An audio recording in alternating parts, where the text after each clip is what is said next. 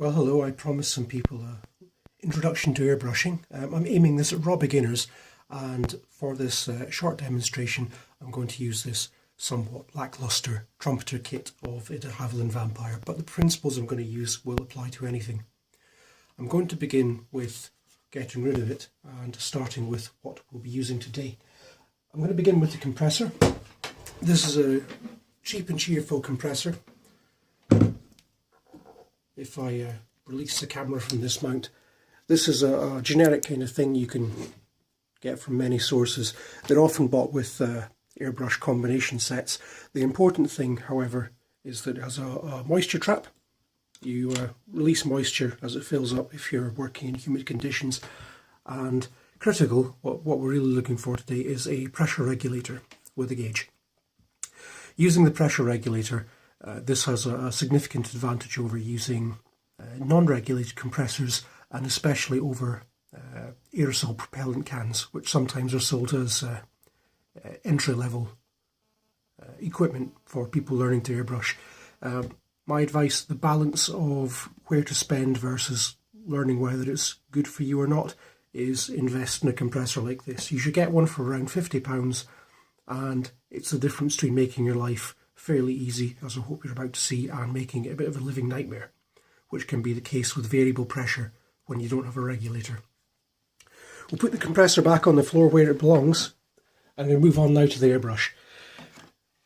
There's a number of different kinds. This is my personal favourite, but the key things again are up for debate.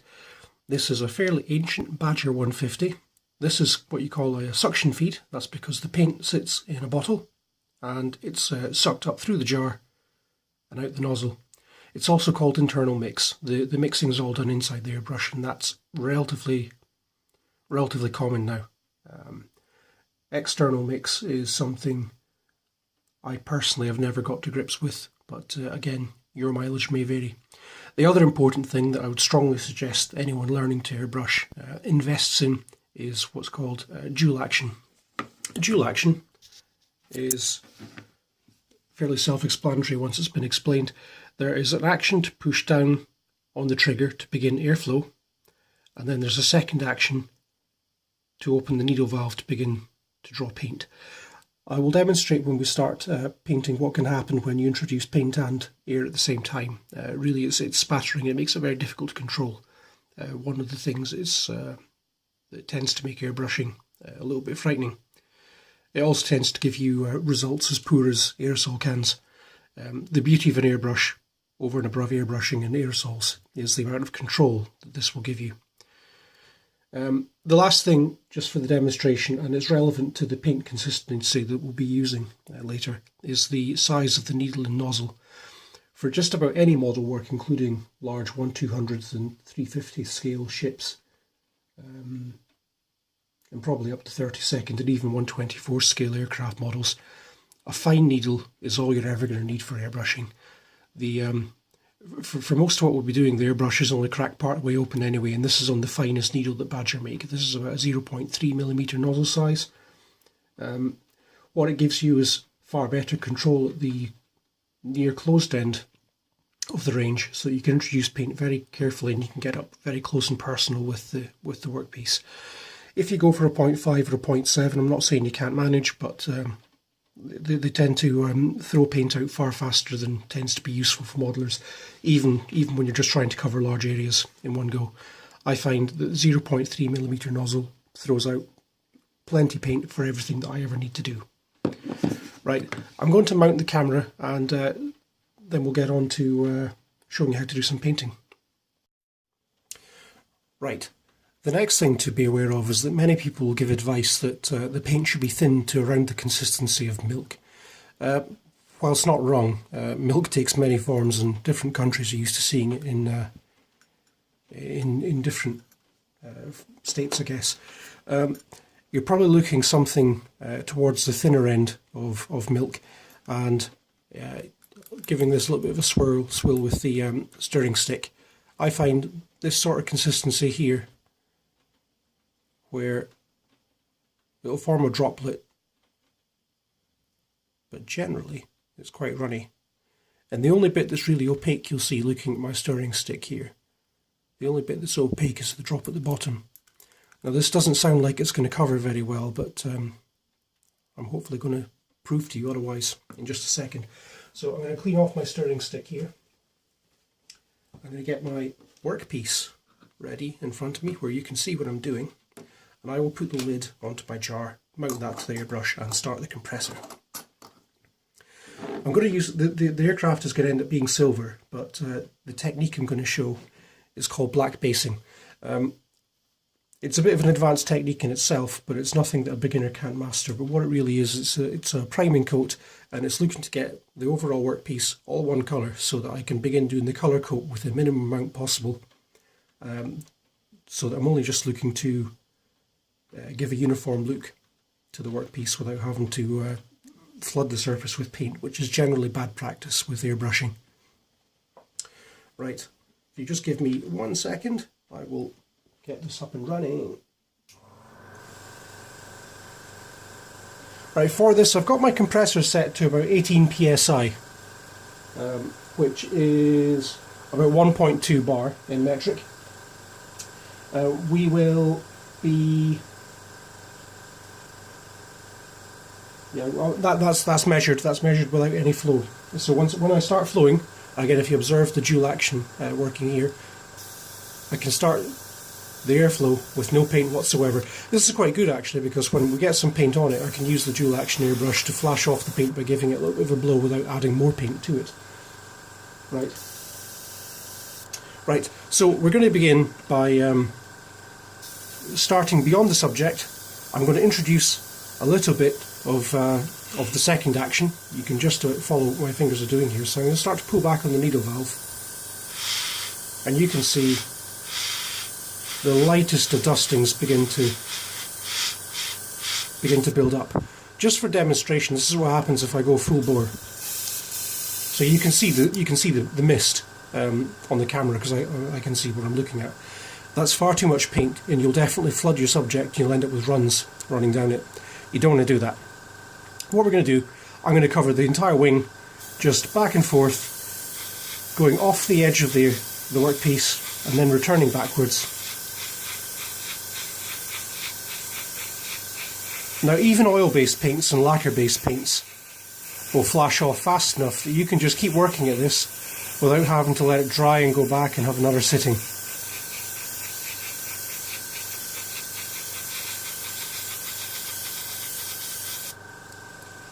That doesn't mean you want to stick your thumb in the middle of it. You probably will get a thumbprint doing that. But it's flashing and it's drying fast enough. I can just keep going back and forth, and there's absolutely no chance of getting a run doing this.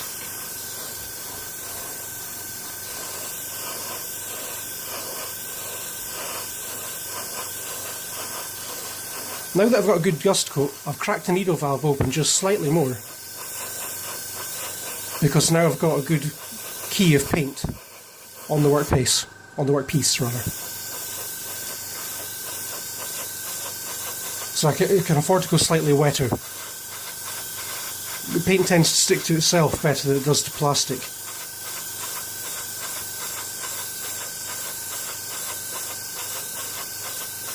That's especially pertinent if you decide you want to use acrylics, and water-based acrylics in particular. They're extremely fragile. They dry fast, and they tend to have the lowest odour of paints.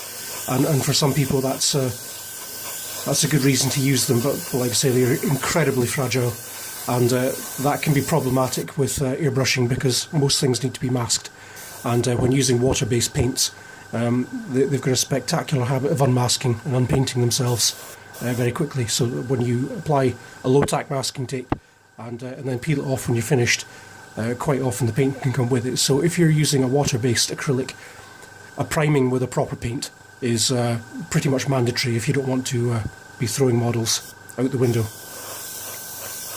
Ask me how I know.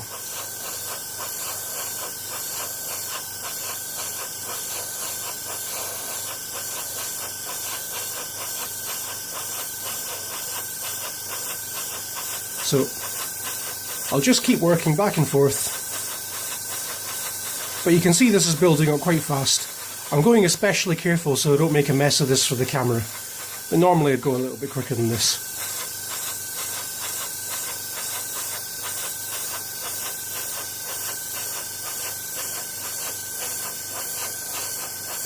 What the dual action allows me to do is that for these little corners I can get in very close to paint into the corners without a run. And that's just something you certainly couldn't do with an aerosol can. The airbrush allows me to get uniform coverage exactly where I want it.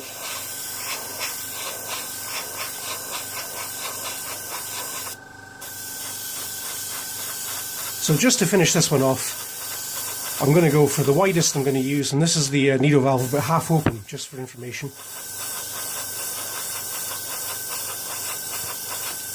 There's absolutely no need to go any faster, and by faster I mean with the needle valve further open than this.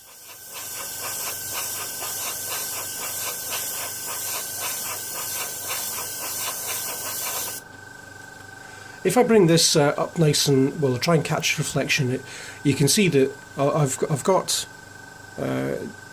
not a uniform coverage yet, but it's certainly getting there. But all of the surface detail moulded into the plastic is still there. It's all still visible. And again, that's something that you can do with an airbrush, is get a nice uniform colour coat without flooding the detail. If you're building up with brush painting, then you do tend to fill the details up first.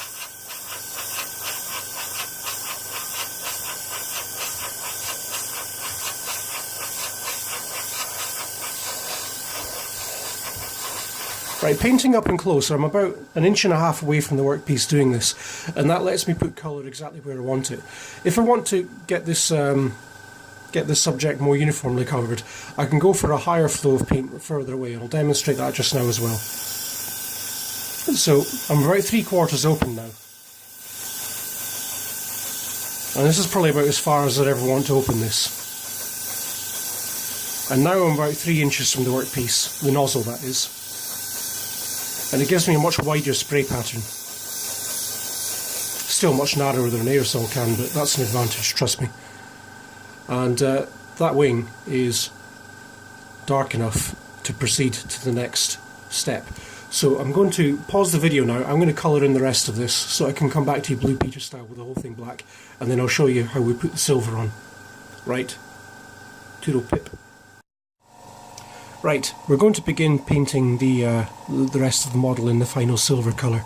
Once again, observe the viscosity of the paint. I think that's about right. Some people like to go a little bit thicker, but that tends to give you a rougher finish on the model once it goes on. If you go too much thinner than that, you tend to make it very difficult to build the colour up, and again, it can lead you to applying too much paint in one go, and that can cause runs. So I'm going to begin, like before. I'm not going to try any particular effects, any shading or anything for this video. We'll do that in another one, if anybody wants to see. I'm going to begin, again off the model, a narrow opening, and I'm just going to pass back and forth.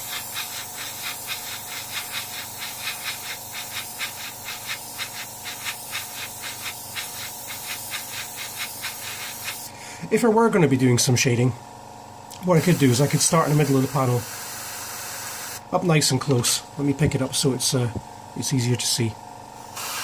Up nice and close, and just ever so slightly pulling the panel open, the needle valve open.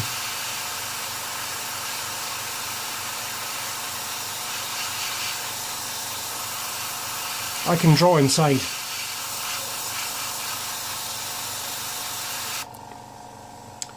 But for this one, all we really want is some nice passes back and forth from a reasonable distance to get a nice wide spray pattern for this. We're just covering a large area. These aircraft had fairly uniform paint coverage.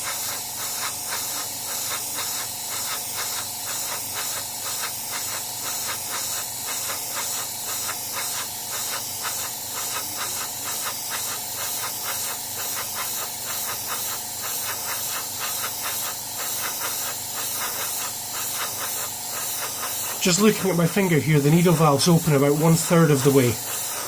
And again, bearing in mind this is a 0.3mm needle and nozzle. A small nozzle and needle is definitely the way to go for for scale modelling purposes like this.